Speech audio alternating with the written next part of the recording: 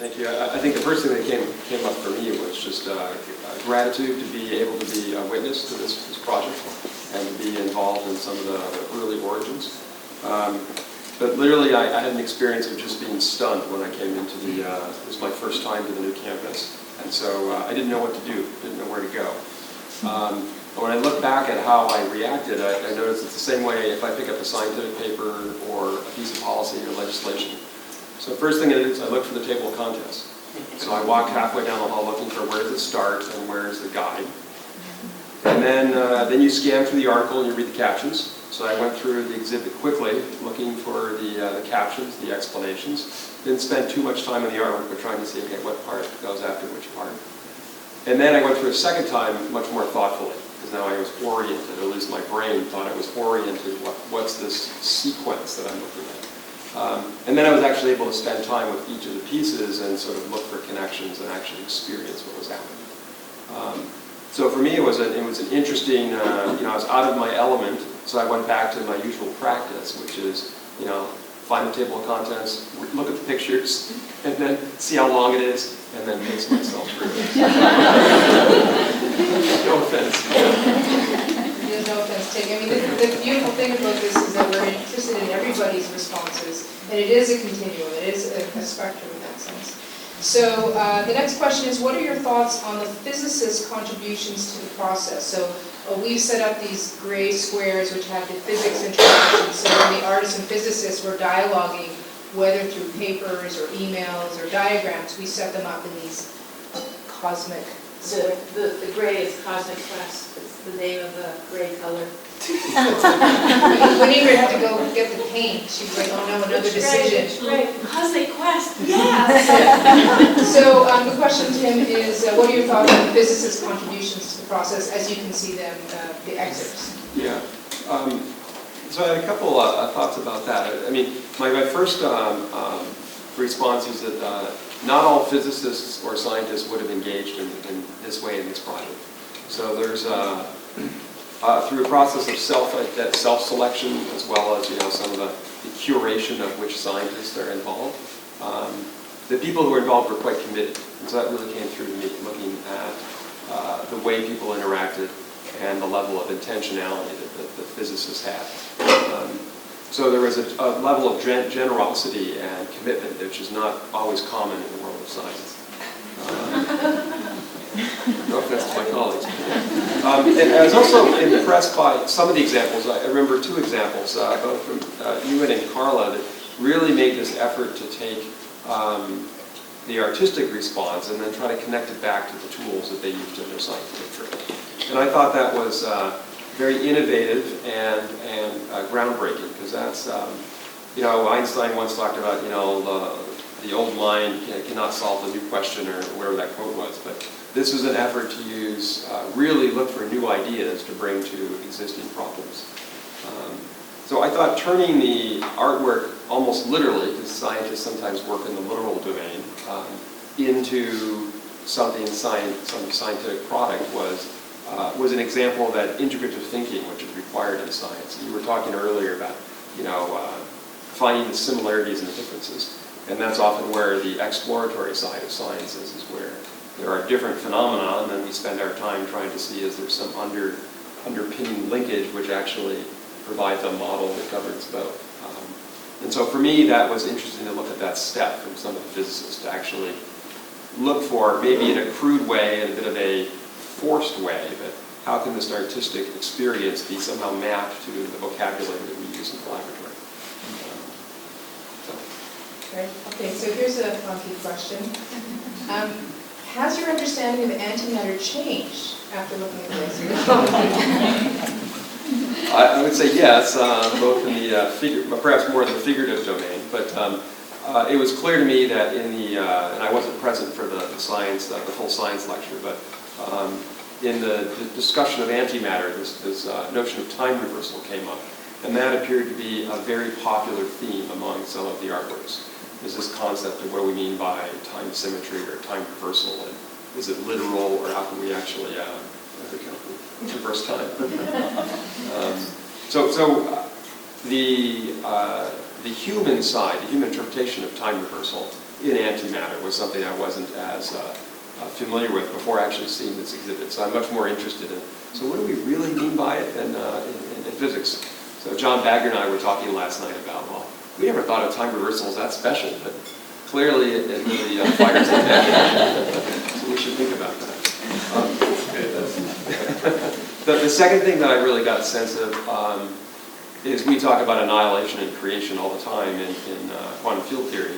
And yet this notion of annihilation as a particularly powerful concept and its connection to political expression. So this work with Marxism and nihilism was very provocative, and it harkened me back to where sometimes the scientific concepts are reflected in a social discussion or vice versa. And so I was thinking back to when antimatter was first posited, what aspects of social culture was that actually expressing or interacting with. So in that sense, antimatter and its connection to these larger concepts was very deepened for me throughout this experience. It's a conversation that we've been having about what are the larger political implications of the exhibition, and we're still trying to figure out. We think they're there, but perhaps we need to translate them more explicitly. So it's really great to hear you say that. The next question, which is in this field, is how do you think physicists working with artists might inform physics research? Yeah, I think that's part of one of the experiments that we're playing with, or your team is playing with it. I think first and foremost, how we describe, how we communicate changes our world, changes our brain, and there's work to substantiate that. So the process of simply interacting with a different audience already is changing the scientist's way of thinking. And so it's hard to measure that perhaps, but I think it's true.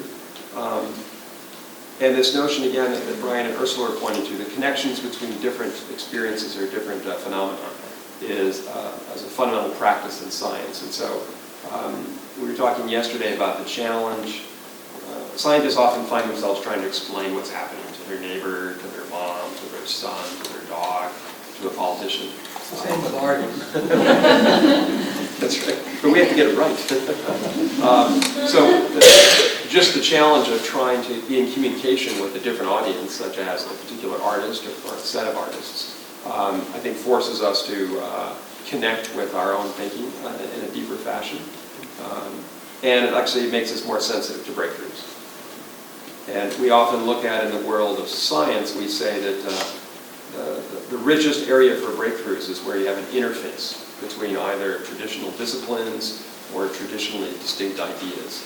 So in my world, that's between particle physics and astronomy. They used to be very distinct, and we used to make fun of each other. And now you have the world of quantitative cosmology and numerical astrophysics, which is 3 of the last 6 or 7 Nobel Prizes. And so it's this interface between science and art, but also the interface between one human being and the other that I think is quite provocative. Looking specifically at this exhibition, can I point to a scientific result which hinged upon this? I would say just not yet, but I think it will happen. Okay, one final question for you, and then we'll ask the audience. Another difficult question, which we're interested in as we move into the next phase, is how can we improve the methodology to generate stronger results and conclusions?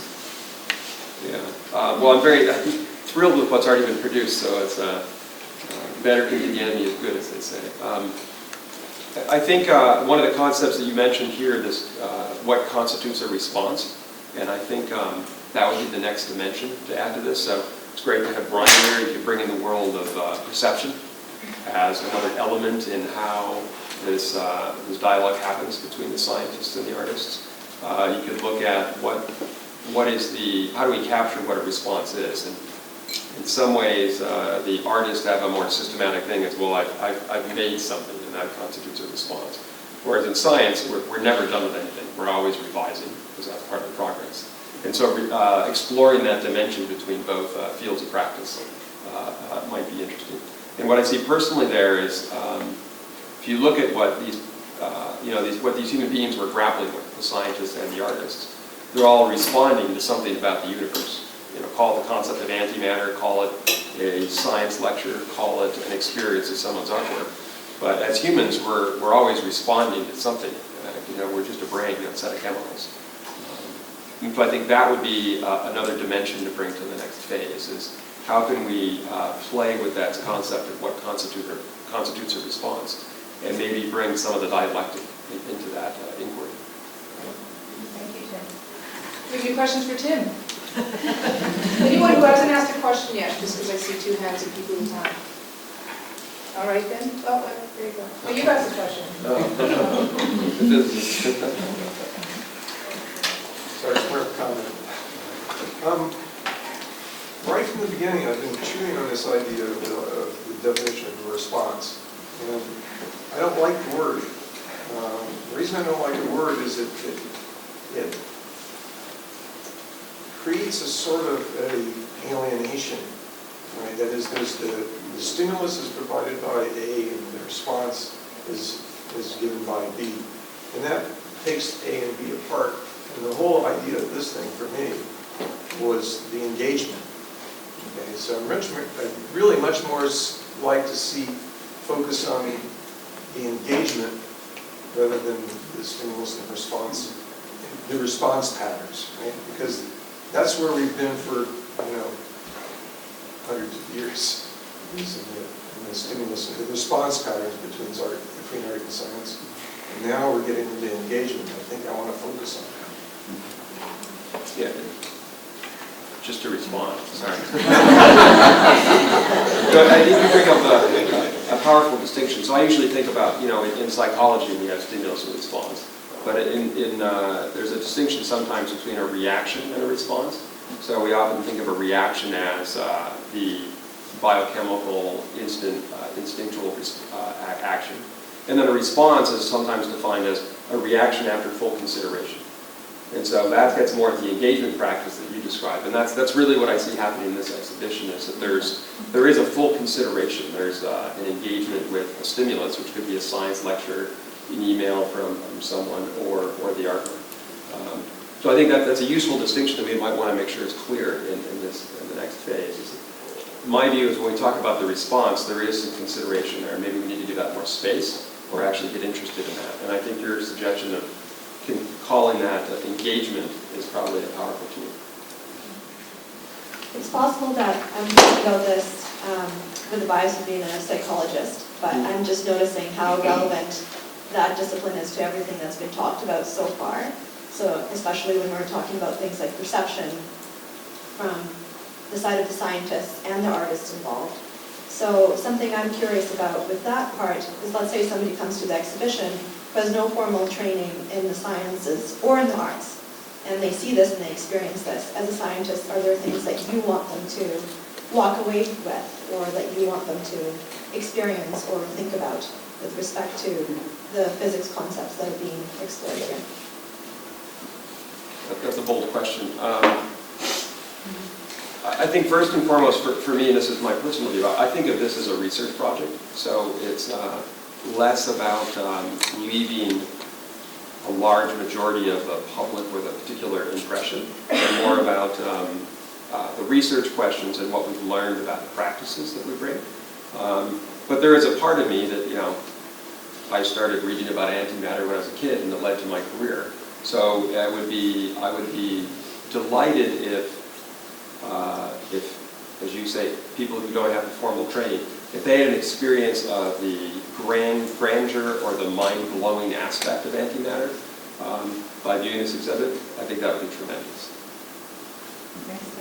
And pass it behind you to Jeff. Just to make a parallel there, I started reading Marxism when I was a kid, and that led to my university. I just wanted to make a comment between the links I saw between the type of work that's going on scientifically and the kind of scientific thought that's embedded within Marxism. And I was struck at in some ways, the beauty of the abstraction of both discourses, but also in a sense of kind of hopefulness that's embedded into them as well, so that they're both, the link I saw was that you have experimentation with thought and experimentation with matter and antimatter, where a process of change is trying to be theorized. So how one material or how one social structure is transformed through the introduction of something else, or through the annihilation of something else, or through the negation of something else. And that this was based on a dialectical mode of thinking, based on how triads work. Negation, and synthesis, and again, something where a positive can come out of this. So I was really struck by the parallels in the process of thinking, but also struck in the way that they approached abstraction very positively, and approached abstraction as a form that can lead to something positive. And I think from an aesthetic position, abstraction is something that's very beautiful in a sense. So as we've been talking this afternoon, I've been thinking about Ernst Bloch and this notion of the importance of daydreaming as a political project, because not only is it seen as a kind of productive moment socially, but it's one where more permission is given to the kind of thinking that we're talking about this afternoon. Thank you. Humanities.